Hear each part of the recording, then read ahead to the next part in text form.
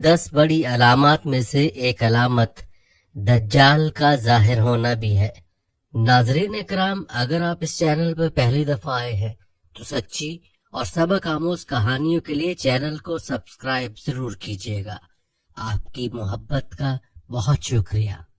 دجال کا فتنہ تاریخ انسانی کی ابتدا سے لے کر انتہا تک کے تمام فتنوں سے بڑا اور خطرناک فتنہ ہے، جس کی بڑائی اور شدت کا اندازہ اس بات سے بھی لگایا جا سکتا ہے کہ ہر ایک نبی علیہ الصلوۃ والسلام نے اپنی اپنی امت کو دجال کا فتنہ سے ڈرایا۔ دجال کا معنی ہے بہت زیادہ جھوٹا شخص، کیونکہ دجال بھی حق کے ساتھ باطل کو ملا کر جھوٹ بولے گا، اس لیے اسے دجال کہا گیا ہے۔ یہ اولاً خود کو مومن ظاہر کرے گا اور لوگوں کو بھلائی کی طرف بلائے گا، لیکن پھر نبوت کا اور آخرکار خدائی کا دعویٰ کرے گا۔ مشہور ہے کہ اس کی اصل یہود سے ہوگی۔ حکیم الامت مفتی احمد یار خان نعیمی رحمت اللہ علیہ فرماتے ہیں، دجال 2 قسم کے ہیں، چھوٹے اور بڑے۔ چھوٹے دجال بہت ہوئے اور ہوں گے، ہر جھوٹا نبی، جھوٹا مولوی، صوفی جو لوگوں کو گمراہ کریں وہ دجال ہیں۔ بڑا دجال صرف ایک ہی ہے جو دعوی خدائی کرے گا۔ امام محمد بن احمد قرطبی رحمت اللہ علیہ فرماتے ہیں، دجال اور قرب قیامت اس کے ظاہر ہونے پر اعتقاد رکھنا برحق، اور یہی اہل سنت بالعموم فقہائے کرام اور محدثین اعظام کا مسلک ہے۔ مختلف احادیث میں دجال کا حلیہ بتایا گیا ہے۔ ان تمام کو سامنے رکھنے سے دجال کا جو حلیہ سامنے آتا ہے وہ یہ ہے کہ دجال ایک جوان مرد ہوگا، دراز قد اور ایک آنکھ سے کانا ہوگا، اور کانی آنکھ ایسی ہوگی جیسے پھولا ہوا انگور ہو، جبکہ اس کی ایک آنکھ خون آلود ہوگی۔ اس کا سینہ چوڑا اور ذرا سا اندر کی طرف دھنسا ہوا ہوگا۔ دجال کی پیشانی چوڑی ہوگی اور دونوں آنکھوں کے درمیان کاف فے رے یعنی کافر لکھا ہوا ہوگا، جسے ہر مسلمان پڑھ سکے گا، چاہے اسے پڑھنا آتا ہو یا نہ آتا ہو، اور اس کے بال گھنگریالے ہوں گے۔ دجال کے نکلنے سے پہلے دنیا کی بہت بری حالت ہوگی، جیسا کہ احادیث مبارکہ کے مضامین سے پتہ چلتا ہے کہ اس کے نکلنے سے 3 سال پہلے ہی دنیا میں عام قحط پھیل جائے گا۔ پہلے سال آسمان 1/3 بارش اور زمین 1/3 پیداوار روک لے گی۔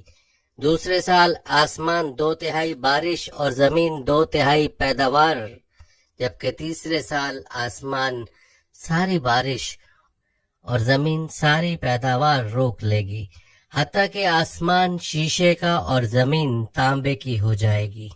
اس خشک سالی کے سبب تمام چوپائے ہلاک ہو جائیں گے، فتنے اور قتل و غارت گری عام ہو جائے گی، آدمی ایک دوسرے کو قتل اور جلا وطن کر رہے ہوں گے۔ تب دجال مشرق کی سمت ایک اصبہان یا خراسان نامی شہر سے نکلے گا۔ غذائی قحط کے علاوہ علمی اور روحانی قحط بھی برپا ہوگا۔ دین کے سلسلے میں لوگوں میں ضعف پیدا ہو چکا ہوگا، علماء اور دیندار لوگوں کی قلت ہوگی۔ دجال زمین پر 40 دن رہے گا، جن میں سے ایک دن 1 سال کے برابر، ایک دن 1 ماہ کے برابر اور ایک دن 1 ہفتے کے برابر، جبکہ باقی ایام سال کے عام دنوں کی طرح ہوں گے۔ اس مدت میں دجال اپنے گدھے پر سوار ہو کر ساری دنیا کا چکر لگائے گا۔ گدھے کا جثہ اتنا بڑا ہوگا کہ دونوں کانوں کے درمیانی فاصلہ 40 ہاتھ کے برابر ہوگا، اور اس گدھے کی رفتار کا یہ عالم ہوگا کہ 1 قدم اٹھائے گا تو 1 میل کی مسافت طے کرے گا، اور روئے زمین کا کوئی میدانی، صحرائی اور پہاڑی علاقہ ایسا باقی نہیں بچے گا کہ جہاں وہ نہ جائے۔ البتہ مکہ مکرمہ اور مدینہ طیبہ پر فرشتوں کا پہرا ہونے کی وجہ سے ان میں داخل نہ ہو سکے گا، بلکہ مدینے کے باہر دلدلی زمین میں پڑاؤ کرے گا، اور مدینہ پاک میں زلزلے کے 3 جھٹکے آئیں گے۔ جس کی وجہ سے ہر کافر اور منافق مدینہ سے بھاگ نکلے گا اور دجال سے جا ملے گا۔ اس روز مدینہ پاک ہر منافق اور فاسق مرد و عورت سے خالص و پاک ہو جائے گا، اسی لیے اس دن کا نام یوم الخلاص بھی ہے، اور بعض روایت کے مطابق بیت المقدس اور کوہ طور پر بھی نہیں جا سکے گا۔ دجال طرح طرح کے شعبدوں کے ذریعے لوگوں کا ایمان برباد کرنے کی کوشش کرے گا۔ حدیث مبارکہ میں ہے کہ دجال کے ساتھ روٹیوں کے پہاڑ ہوں گے۔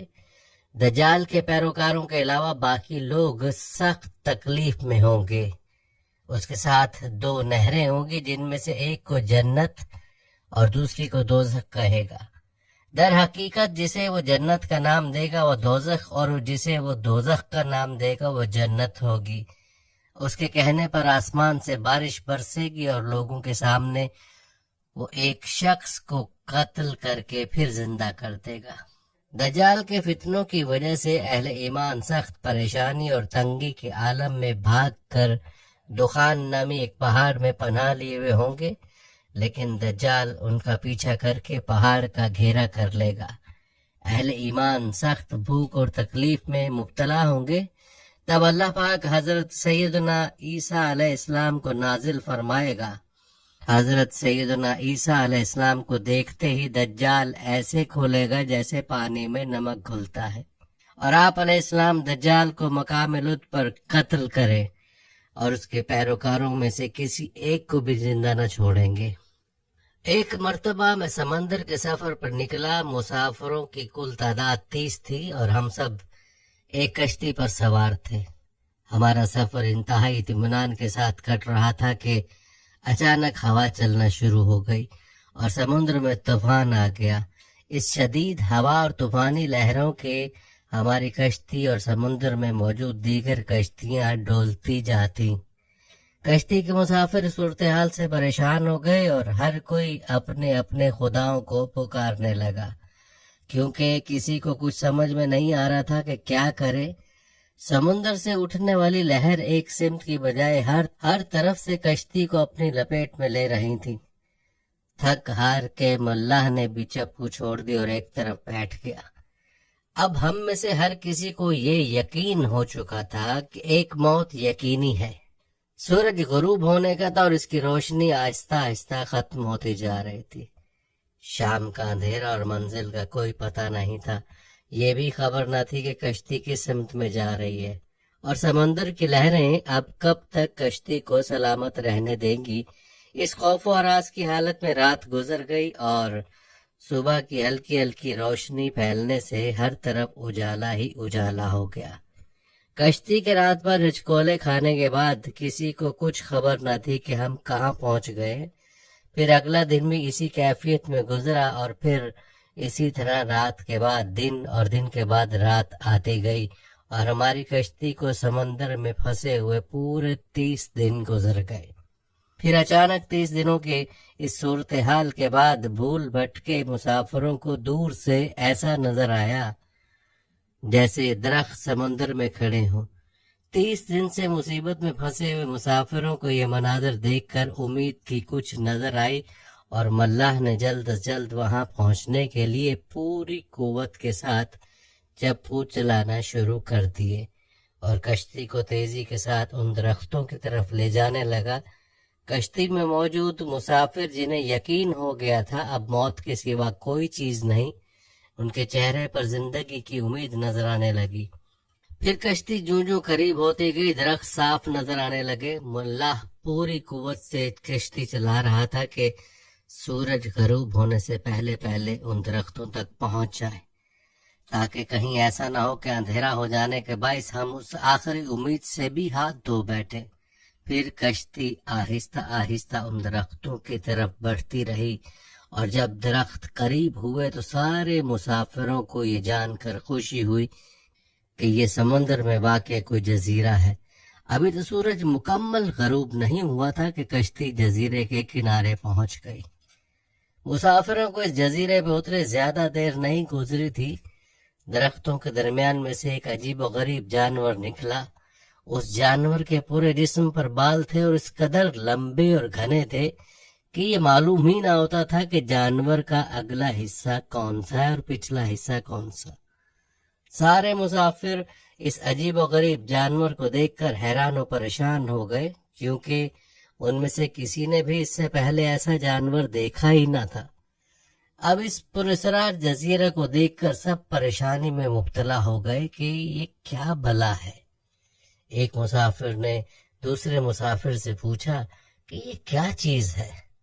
जानवर ने मुसाफिर की ये बात सुन ली और मुसाफिर के जवाब से पहले जानवर खुद बोला, मैं जासूस हूँ।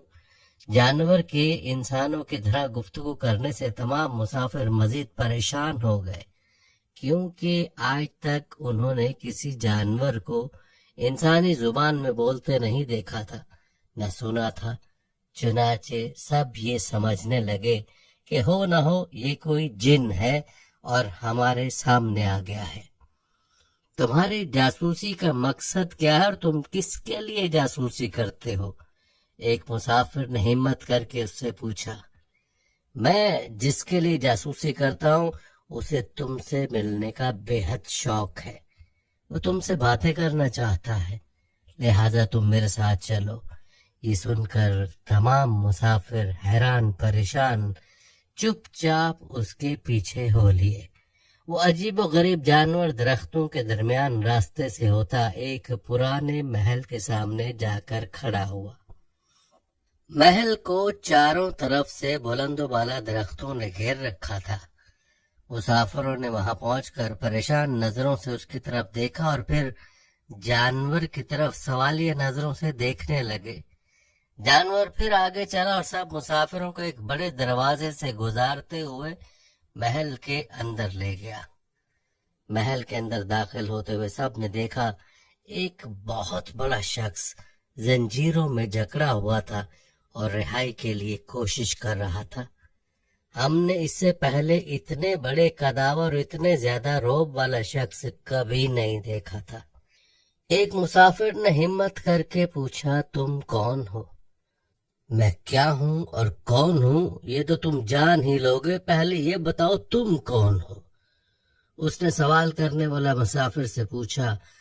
हम अरब कबाइल लखम और जजाम के लोग हैं। और साथ ही इस मुसाफिर ने अपने साथ बीती और यहाँ तक पहुँचने की सारी दास्तान बता दी।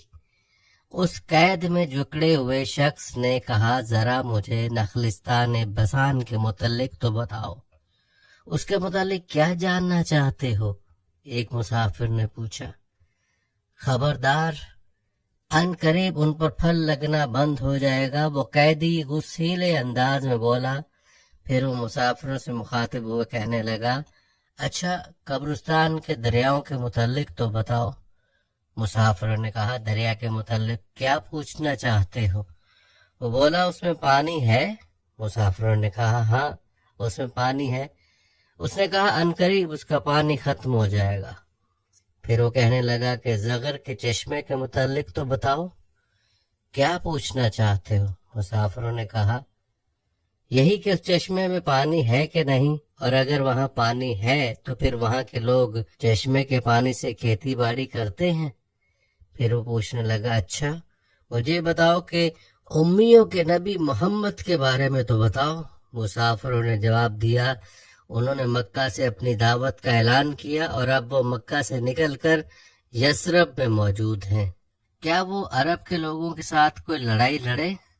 अरबों ने लड़ाई में उनके साथ क्या सलूक किया? कैदी ने पूछा। जवाब मिला, वो बहुत से अरबों पर गालिब रहे और बहुत से अरबों ने तो उनकी अताअत भी कबूल कर ली है और अब वो खुद को उनकी ताबेदारी में रखते हैं।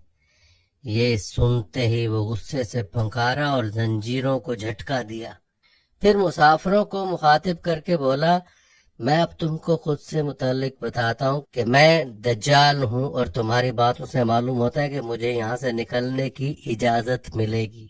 मैं फिर उस जजीरे से निकलूंगा और 40 दिन में सारी दुनिया घूमूंगा। दुनिया की कोई बस्ती और गांव ऐसा नहीं होगा जहाँ से मेरा गुजरना हो। हाँ, मक्का और मदीना में जाना मेरे बस से बाहर है। مجھے وہاں جانے کی اجازت نہیں. میں ان دونوں شہروں میں جانے کی کوشش بھی کروں گا تو فرشتے میرے سامنے رکاوٹ بن جائیں گے. ان کے ہاتھوں میں تلواریں ہوں گی اور وہ مجھ سے لڑیں گے. یہ داستان ہمیں ایک صحابی نے سنائی جو اسلام قبول کرنے سے پہلے عیسائی تھے. یہ عجیب و غریب سا واقعہ دیکھنے کے بعد وہ آپ صلی اللہ علیہ وآلہ وسلم کی خدمت میں حاضر ہو کر مسلمان ہو گئے. ناظرین اکرام، اگر آپ اس چینل پہ پہلی دفعہ آئے ہیں تو سچی اور سبق آموز کہانیوں کے لیے چینل کو سبسکرائب ضرور کیجیے گا. آپ کی محبت کا بہت شکریہ.